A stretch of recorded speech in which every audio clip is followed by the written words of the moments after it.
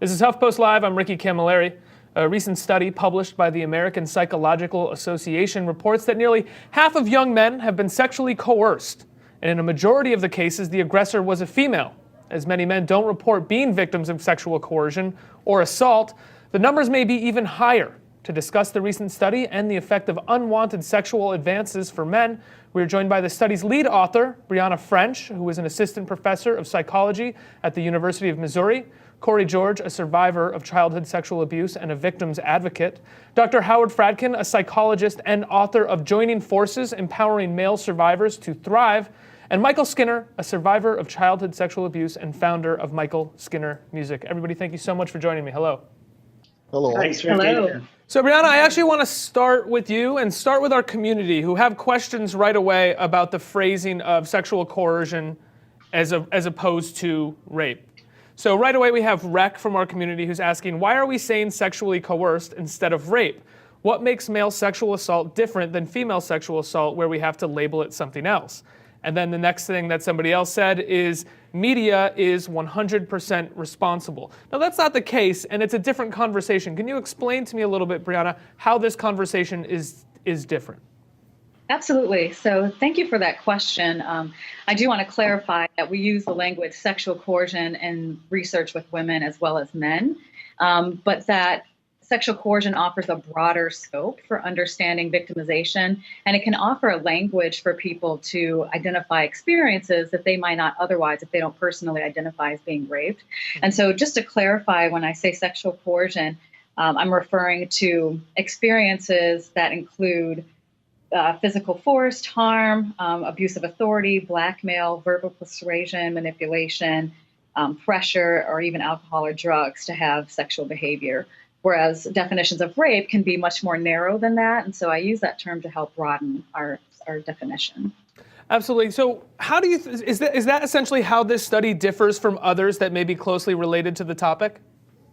I think so. I think that's why the stats and the rates are so much higher than what we've seen before, because we've expanded how we identify sexual coercion. And so when we ask someone if they've been raped, they may not say yes. But if we ask someone if somebody's pressured them to have sex in a way that they didn't want to, or pressured them for other behaviors, sexual behaviors, then those rates creep up. So that was essentially the impetus in doing a sexual coercion study rather than a sexual assault study? Was just being able to sort of broaden the spectrum. That's right. That's right. So you're also quoted as saying that victimization of men is rarely explored. Why do you think that is? That's a great question, too. I think in part because there's been this understanding that men are only perpetrators, and there is certainly a gendered and power control piece to violence, but that men are perpetrators and not victims. There's also an important point that I think our panelists will talk about, too, that men feel really silenced in identifying their experiences of coercion or sexual abuse. And so it's hard to access participants for research in those studies. So I think that's some of the reason why, but a lot of it has to do with perceptions of men as sexual aggressors.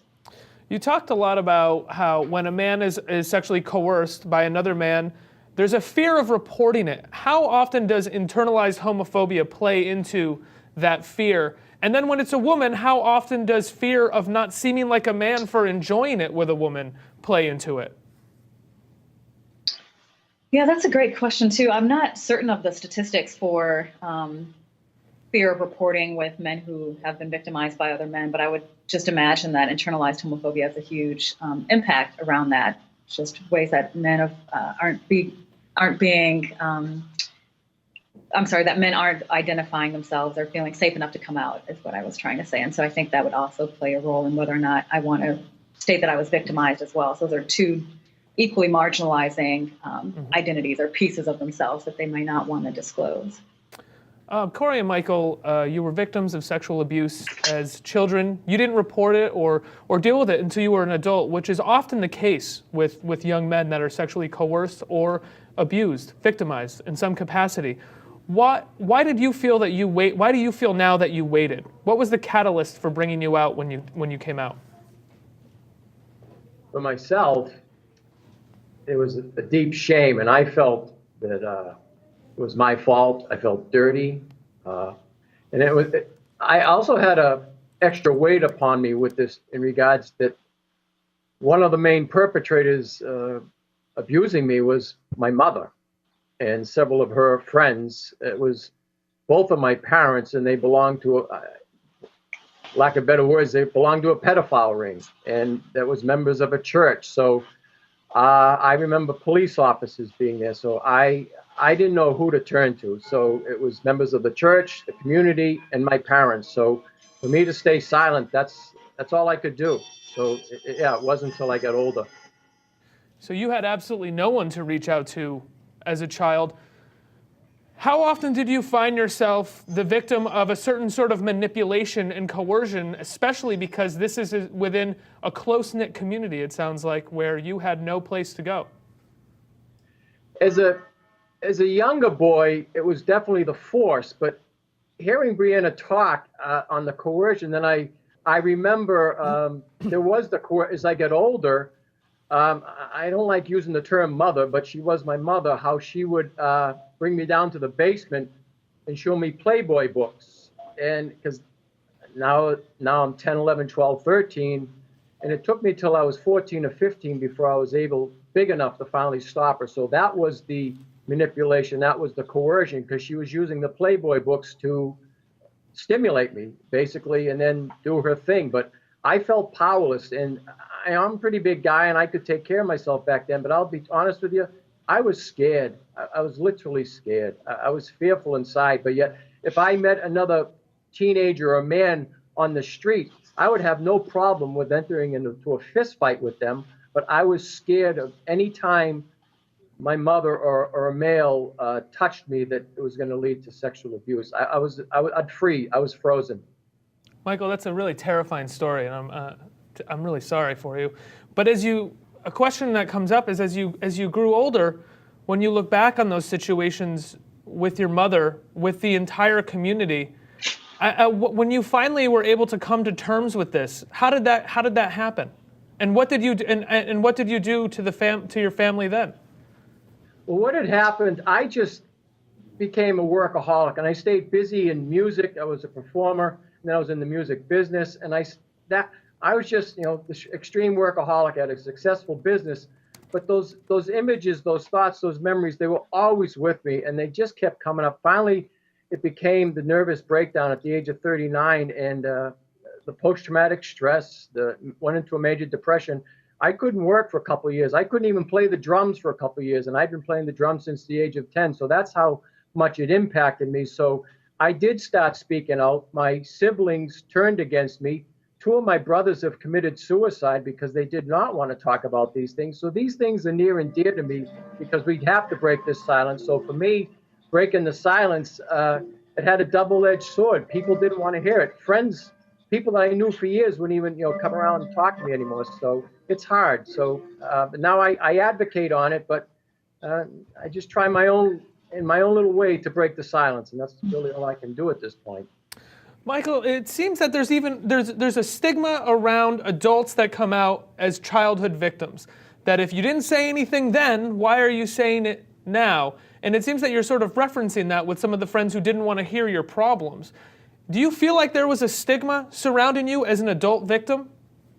Absolutely. Even mental health treatment centers, if you don't get the right provider or treatment counselor, you basically, if it's not said to you, just get over it, it's in the past, it's implied to you. And I think, sadly, the greater part of society still feels that way. And I feel a lot of treatment providers, Howard is the exception to the rule. And there's other great pockets of resources that can help people. But by and large, what keeps males and females from getting the help that they need is that darn stigma. And so that's why I'm grateful for this show to help break some of that. But that's still out there. The mental health centers, they know that a lot of the people that they're seeing are dealing with childhood abuse, and a lot of that is sexual abuse, but they don't want to hear about it. They don't want to touch it, and they find ways to over-medicate and all the rest of it. So there is definitely a stigma and a shame that's perpetuated onto the victim, survivor, and person who's trying to thrive in life. So the stigma and the shame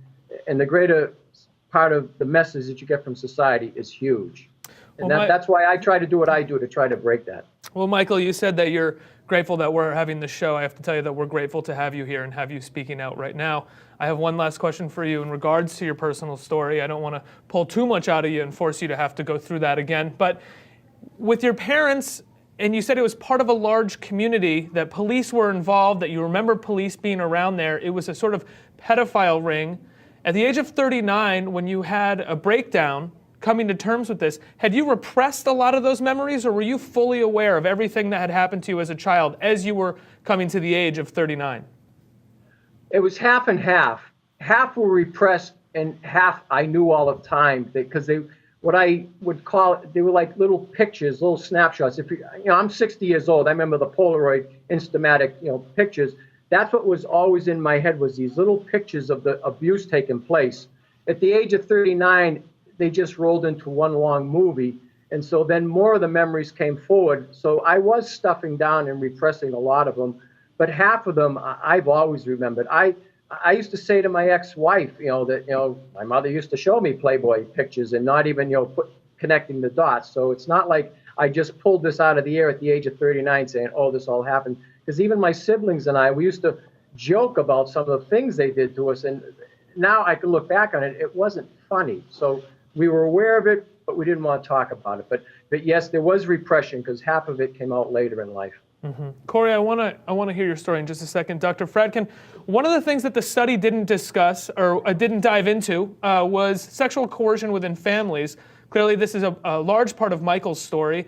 How much do you think the study would have been changed if it had discussed sexual coercion within families as well? Well, I'm sure that the statistics would have been much, much higher had they included families. They were focused primarily on peers, as I understand it. Mm-hmm.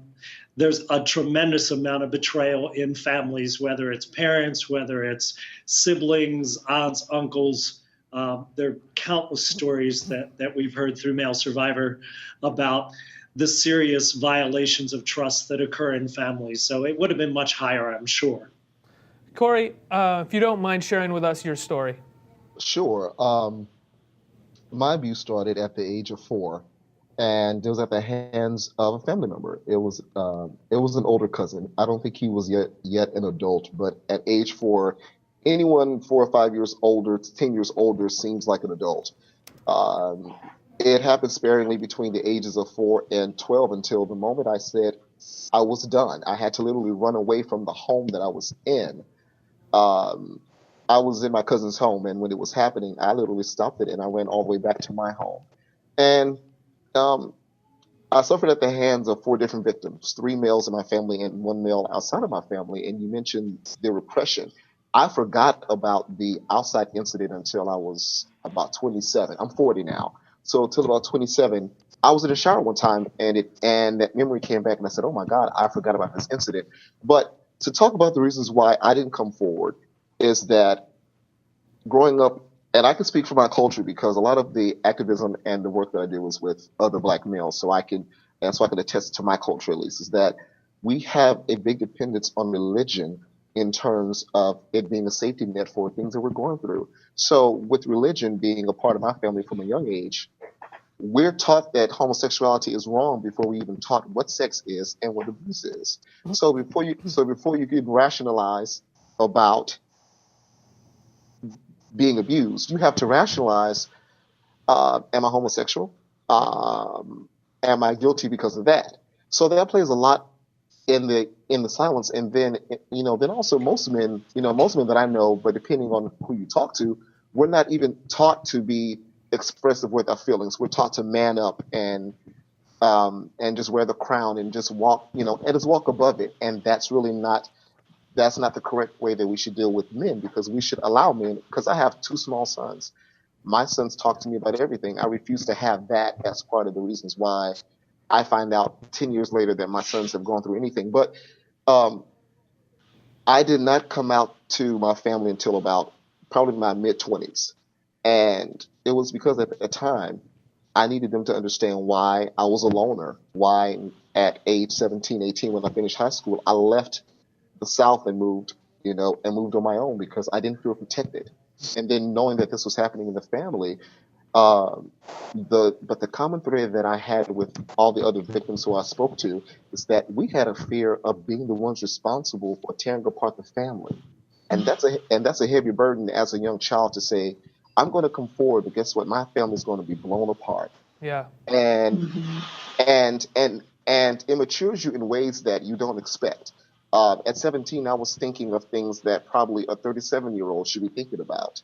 I'm carrying around this burden, and when I go to family functions, I'm looking at people across the table that have hurt me, but I'm scared to say something. But then I'm also scared for the other children in my family.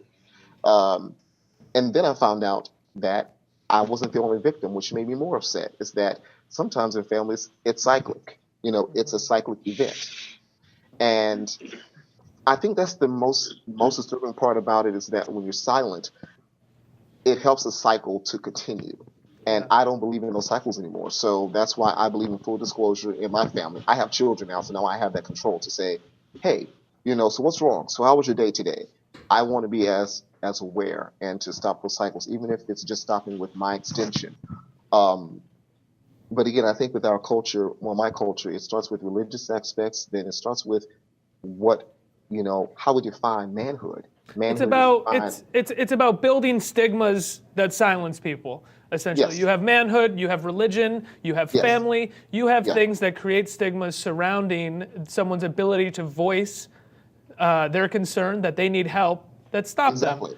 Pulling up some comments right now from our community who are joining in this conversation. We have Michael L., otherwise known as Nikon, who's saying, not only does society tell boys not to speak out and that they will be mocked if they do, society also tells these boys not to seek mental health treatment and counseling as young men and adults. And from Alex Berg, we're very keen on teaching men to ask the consent of women and teaching women that they ought to give consent in sexual situations. I think we should educate men to understand their own boundaries too. Dr. Fradkin, why is it we don't teach men to understand their own boundaries? Well, because in our society, we tend to believe that guys take care of themselves. Men learn that that's how we're socialized. You're supposed to be in control at all times, especially in sexual situations. That's what was so stunning about this research that Dr. French did of finding out that men were being perpetrated by females. And in our society, men are supposed to be in control of those situations. And so to find out in 95% of those cases that it was females that were perpetrating was shocking to me. Mhm. But isn't it true, though, I've seen people write up in response to this study that most men are saying that it was female coercion, but it's shocking how many are saying that because of internalized homophobia, that you can't actually rely on those numbers. Well, it's certainly, I mean, from all the research that we have, it's much more likely that men are abused by males than by females, though there are plenty of female perpetrators. The problem is that oftentimes our society has believed that females never perpetrate. And so this is a really important study to help us understand that women perpetrate too. Mm-hmm. It's clear that men don't talk about sexual abuse by other men, as Corey was just saying. There's this fear that I'm going to be labeled gay, I'm going to be thought of as weak, as effeminate, even though this is not about sex. Mm-hmm. It's about a violation of trust. Can I? Oh yeah, go ahead, Brianna.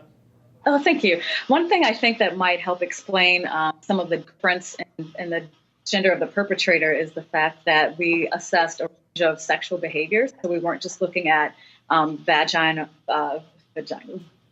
and penile, intercourse. We were looking at multiple other sexual experiences. And right. Once you do that, then that opens the door up for considering, I guess, women as perpetrators. And I think I really appreciate the points that have been made. And I want to just also add that I think part of the problem is assuming that masculinity is associated with this idea that real men have lots of sex with women and that always want sex with women. And so I really appreciate the comment that the viewer made about helping men understand their boundaries, and that they are no less of a man to say, no, I'm not interested. But I think that's part of the rhetoric. I would say that they're no less of a man, and I think one of the things that you're referring to is sexual agency, that men are consistently referred to or thought of, whether it's conscious or unconscious, to have more sexual agency than women. That women have to make a choice whether or not to have sex, but men are always having sex, always attempting to have sex. That is the common held belief for whatever reason about men. I don't think it's necessarily true, but that is one of the reasons that it's so hard for people to come to terms with men feeling sexually coerced, sexually assaulted in their adult life. Dr. Fradkin, one thing that I want to ask you is, in the past couple days, there's been a big news story about a famous director, Bryan Singer, who put together the X-Men films and The Usual Suspects, of someone coming forward and saying that they were sexually assaulted as a 15-year-old man by him, and many others have come forward and said that they felt that they were sexually manipulated by him for the sake of career advancements. I'm curious, Dr. Fradkin, how often you hear stories of sexual coercion from men, or men who feel they've been sexually coerced for the sake of career advancement, career placement. Well, I certainly have heard those kinds of stories, and I think that that it's tragic that men get coerced in that way, because it's a lie and it's a direct manipulation, and they really feel like they have no power in that situation, that they have to do whatever this person's asking, or they'll sacrifice their career, as this man is alleging. It's important that this man's coming forward years later, and I think that's, as the panelists have already said, it oftentimes takes many years for people to come forward. Dr. Fradkin, last question. I want to give you the last word, maybe a hopeful message, if possible. How do we create an environment where men can come forward to report unwanted sexual coercion, advances, and even assault in many cases? I think it's really important for men to know that they have the permission to speak about this, that there's hope for them, that there's plenty of resources. There's a whole community of men and women who are out there ready to help and ready to assist, and for them to understand that it's never their fault. It's never their shame. The shame belongs to the people who are offending and perpetrating and violating their trust. Absolutely. Brianna, Dr. Fradkin, thank you so much for joining us. Corey, Michael, thank you so much for sharing your incredible personal stories. I'm really glad to have had you here and had you take part in the conversation. And for those of you watching, please take part in the conversation as well. Leave a comment, share your story. The conversation always continues at HuffPost Live.